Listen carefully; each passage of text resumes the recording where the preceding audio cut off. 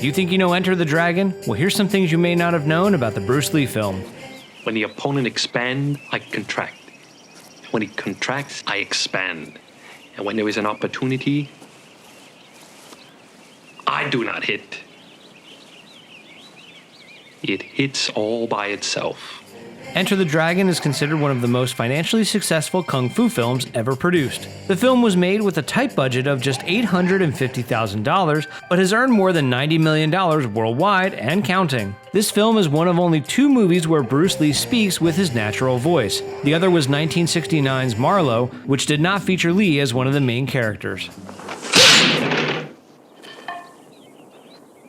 Boards don't hit back.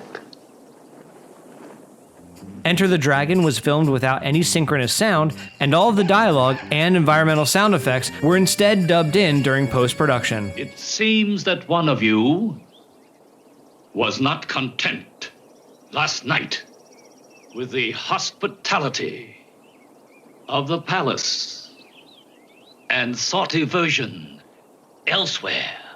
Jackie Chan worked as a stuntman in this film and portrayed one of Han's henchmen defeated by Bruce Lee. During the filming of the fight, Lee accidentally struck Chan in the head. Though Chan said it didn't hurt much, Lee was incredibly apologetic and later struck up a conversation with the young Jackie Chan about his martial arts between takes. Bruce Lee suffered a number of injuries during the filming of Enter the Dragon.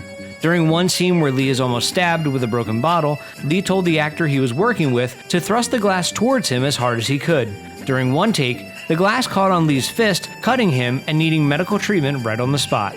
Lee was also bitten by a cobra during the filming of this movie. Thankfully, Lee was not poisoned by the snake, as its venom gland had been removed before it was brought in for production. The film was not originally called Enter the Dragon. The original script instead went by the less memorable Blood and Steel. Though the studio preferred Blood and Steel, thinking it was a more mature name, Lee never liked it and pushed instead for Enter the Dragon. Producer Fred Weintraub was initially reluctant of the new name, thinking that it was a title better suited for a kids' movie.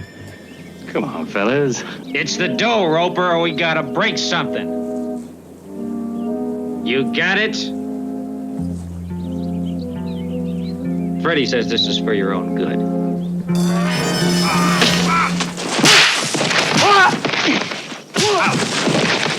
The House of Mirrors used for the showdown between Lee and Han was inspired by a restaurant visited by cinematographer Gil Hubbs, which had mirrors lining the walls and ceilings.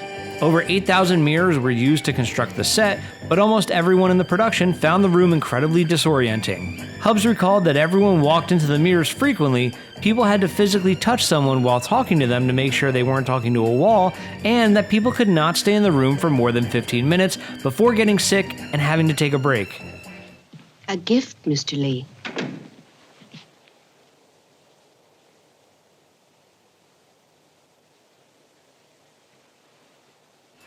Enter the Dragon was partially inspired by the visual aesthetic of an old comic strip known as Terry and the Pirates. Producer Paul Heller explained that the strip's bright color scheme of golds, blues, and reds were inspirational for the film's design. During the production of Enter the Dragon, Bruce Lee was under contract with Hong Kong producer Raymond Chow, who was reluctant to make a deal with American producers for the film. Chow was hesitant to let Lee appear in the film, fearing that he may become an international star and leave China for Hollywood. Lee eventually convinced Chow to sign the contract and allow for the filming of Enter the Dragon.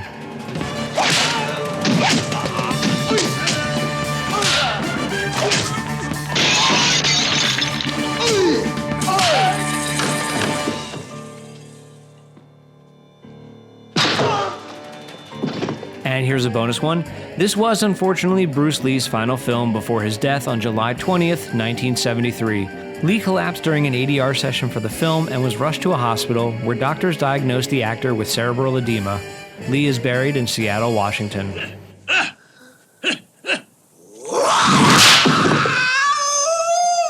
That's it for this episode of You Think You Know Movies. Make sure to subscribe, like us on Facebook, follow us on Twitter, and get the latest movie and TV news on ScreenCrush.com.